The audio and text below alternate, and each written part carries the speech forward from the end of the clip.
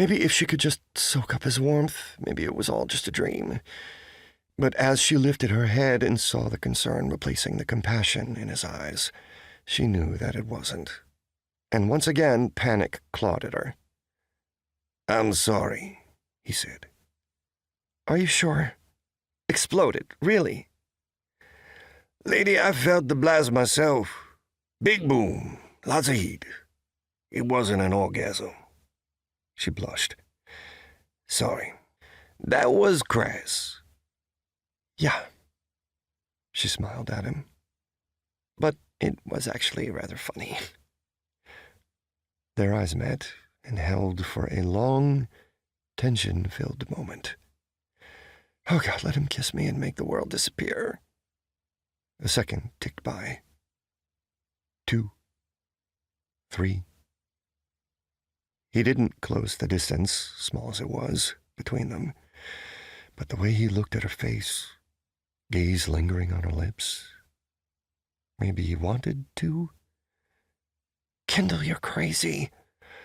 What's the chance he's a wealthy bachelor? And even if he was single, you're not a human. It can never be.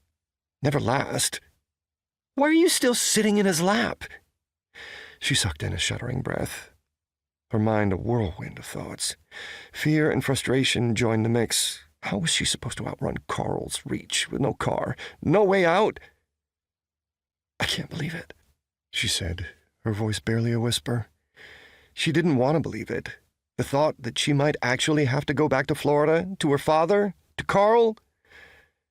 It was enough to make her stomach roll.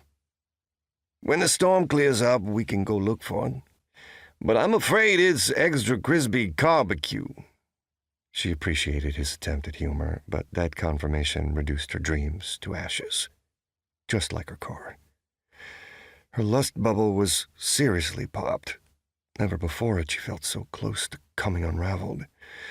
Part of her wanted to just throw up her hands and admit defeat, but she had to be strong. "It wasn't much, but it was mine. You know?" "I know." She stared at the center of his chest, afraid to think, to feel anything at all, lest she break down completely in front of this man. This stranger. But he wasn't really a stranger anymore, was he? And after last night, he'd, no doubt, come to know her rather intimately. For some reason, that hadn't bothered her as much as she thought it would have a week ago. So much had changed in 7 days.